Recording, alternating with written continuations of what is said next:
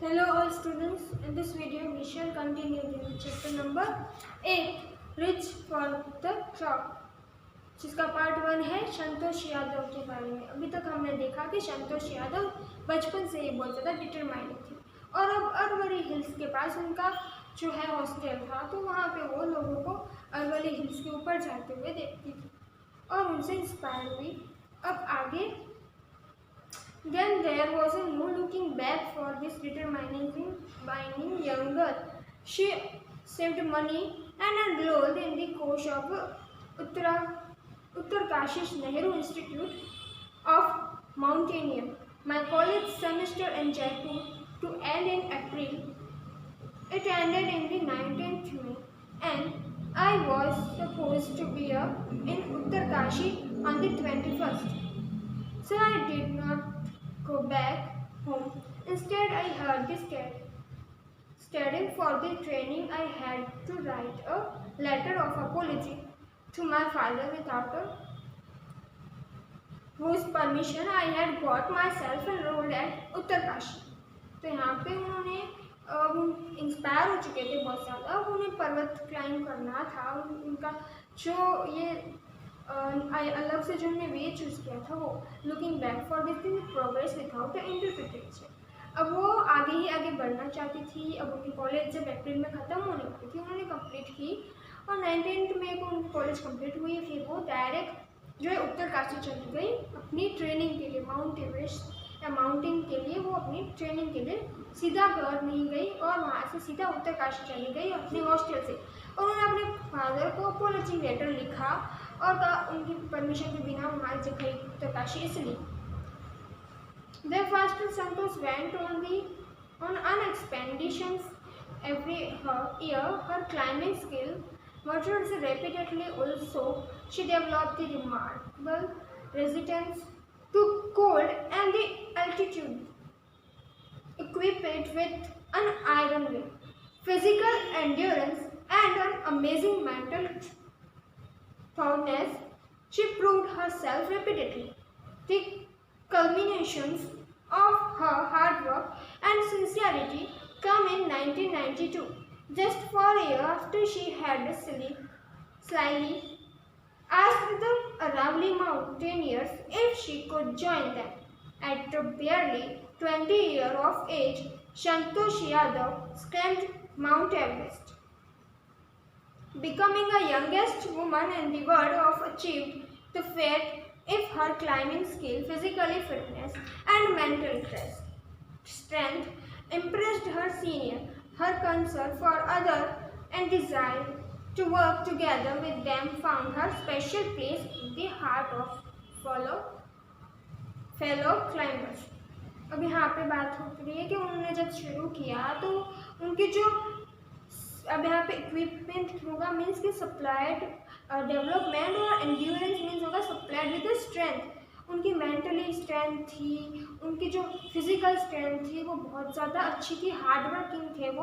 और इस वजह से उन्होंने 1992 में जो है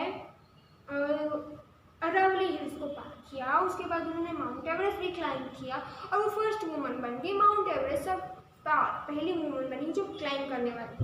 और उनकी फिजिकल स्ट्रिक्टनेस, मेंटल स्ट्रेस, इन सब की जो क्वालिटीज़ है, ये सभी हार्ड वर्किंग, अच्छी नेचर की थी वो। इस वजह से वो सबके दिलों में अपनी जगह बनाती जा रही थी। सारे लोग उनसे इम्प्रेस होते थे और उनके साथ उन्हें काम करना अच्छा लगने लगा। During the 1992 Everest mission, Santosh Yadav provide special care to the climber who lay dying the south pole. She was unfortunately unsuccessful in saving him. However, she managed to save another climber, Mohan Singh, who would have met with the same fate had she not shared oxygen with him. अब यहाँ पे उन्होंने एक बार 1992 में एक mission पे थी, तब संतोष यादव ने एक क्लाइंबर को बचाने की कोशिश की थी पर वो उन्हें नहीं बचा पाई। अब दूसरी बार मोहन सिंह थे, उनकी हेल्प करने की कोशिश की। अब उनका ऑक्सीजन खत्म हो चुका था तो अपना ऑक्सीजन उनके साथ शेयर किया था और उनकी जान बचा ली थी।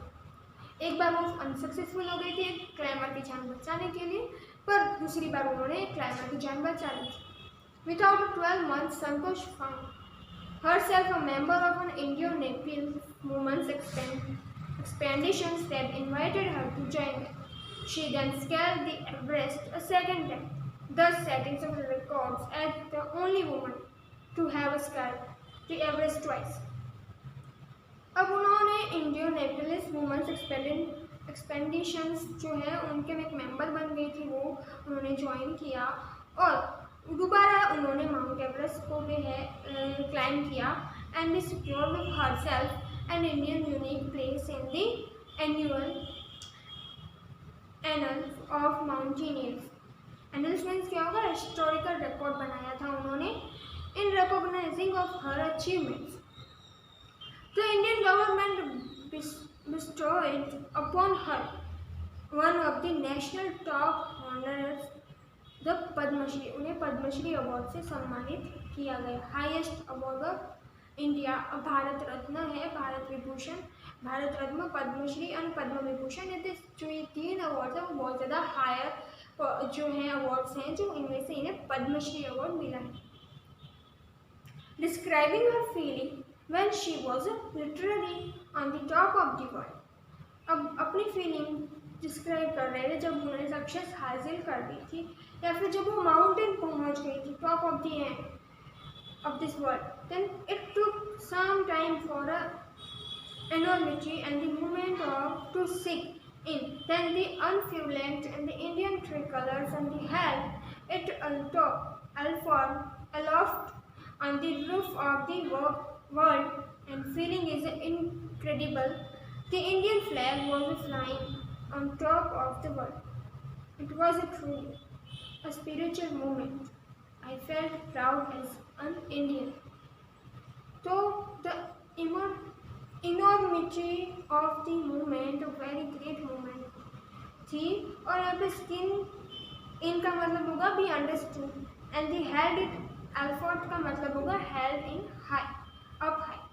तो यहाँ पे जब उन्होंने जब माउंट एवरेस्ट उन्होंने पार किया तो अपने जो अपना ध्वज है, उनके 3 कलर्स हैं, अपने इंडिया के लिए इतना प्राउड फील हो रहा था, उन्हें अपने आप पे इतना प्राउड फील हो रहा था कि ये जो फीलिंग है वो वर्ड्स में बयां नहीं कर पा रही है। वो जिस फीलिंग जो थी वो फील करने के लिए थी, उन्हें बहुत अच्छा फील हो रहा था, प्राउड फील हो रहा था as a Indian. Also a fervent environmentalist Santosh collected and they brought down 500 kilometers of garbage of the Himalaya। fervent means क्या होगा, having a strong sincere faith, मतलब कि उन्होंने जब एनवायरनमेंट के लिए भी उन्हें मन में बहुत जो है स्ट्रॉन्ग फीलिंग है कि एनवायरनमेंट के प्रति उनके बहुत ज़्यादा जो लगाव है, उसके कारण उन्होंने जब हिमालय क्रॉस किया था तब अपने साथ 500 किलो जितना गार्बेज वापस लाई थी एनवायरनमेंट सेव करने के लिए। तो हमारा जो ये चैप्टर था उसका जो फर्स्ट पार्ट है, Santosh Yadav the climber of the Mount Everest, जो वुमेन्स के लिए प्राउड है। तो यहाँ पे इन चैप्टर पार्ट 1 खत्म होता है।